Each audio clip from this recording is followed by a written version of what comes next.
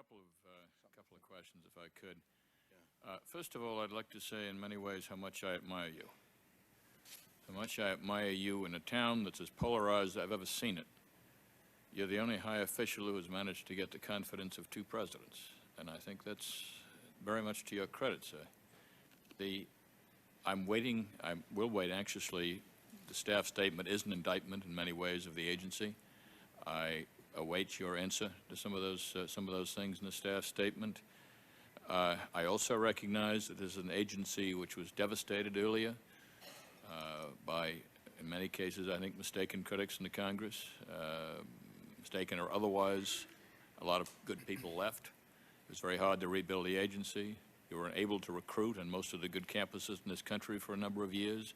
But when you tell me, you said it the second time now, 5 years to rebuild, I wonder whether we have 5 years. And that's what, when you say 5 years to rebuild the agency, that worries me a little bit. 5 more years to rebuild the clandestine service. Well, sir, you know, you have an infrastructure, you have a recruiting framework, you have a quality control, you have a student-to-faculty ratio, and you have a big pipeline. We built all of that in to make sure we can get this done. Nobody was paying attention to the plumbing. It's not sexy. You got to pay attention to the plumbing.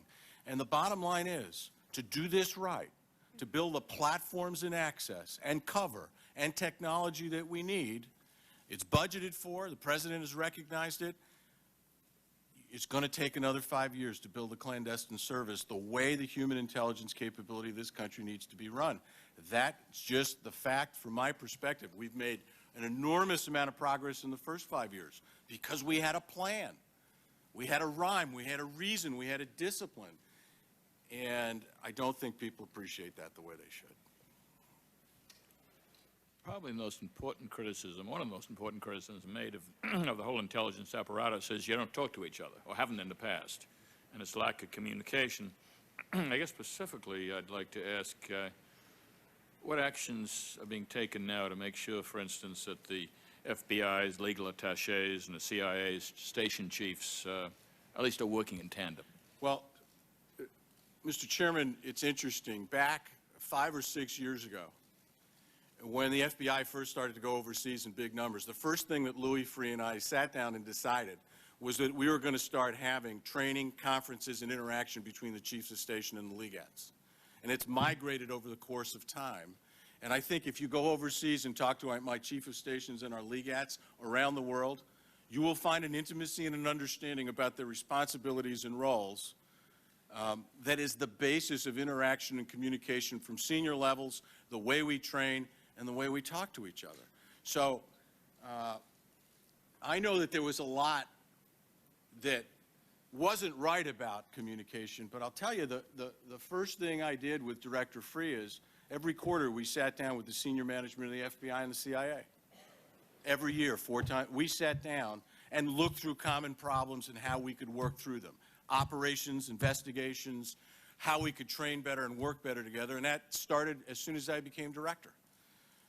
So now, what we needed and have worked on consistently, and doing that all has to be migrated down to training and education at the earliest levels of people's career, cross-training.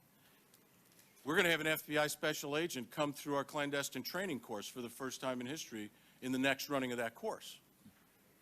It's important because we need to give them more training and insight about intelligence operations. We went over there and are helping them build their analytical capability. We're trying to help them build the reports cadre.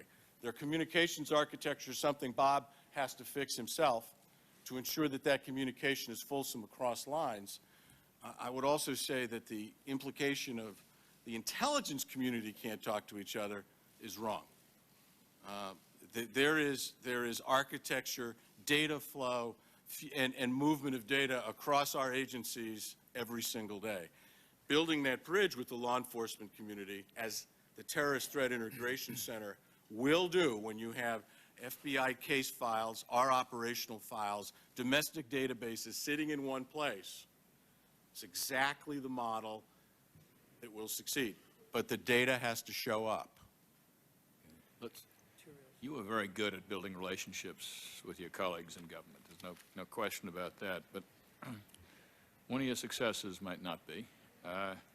Who has responsibility if there's a dispute, for instance, between the two agencies regarding the best strategy, let's say, against a particular enemy, and do people in the field understand how those disputes are resolved? Well, the way it operates today, Deputy Chief of our Counterterrorism Center is a senior FBI official. There are over 20 FBI officers who sit in my center today. We have officers over there. I've invited the committee to come out to sit through a 5 o'clock meeting. We have real operational issues that we put on the table. We have now an American division inside of CTC that basically talks to the Bureau about how do we best manage this case? What's the data that we seek? What's the operational strategy that we should employ? And we're fusing that in a very real way. Now, when the Counterterrorism Center and the Counterterrorism Division and TTIC all go to one building, the image you should have is not you walk into the building and the CIA goes right, the FBI goes left, and TTIC sits on the throne. The image you should have is that Bob and I are going to sit down and figure out what are the integrative structures across those lines that will create the kind of operational fusion that we need so that we're fully informed about how best to proceed in a specific case. That's the future of the cooperation.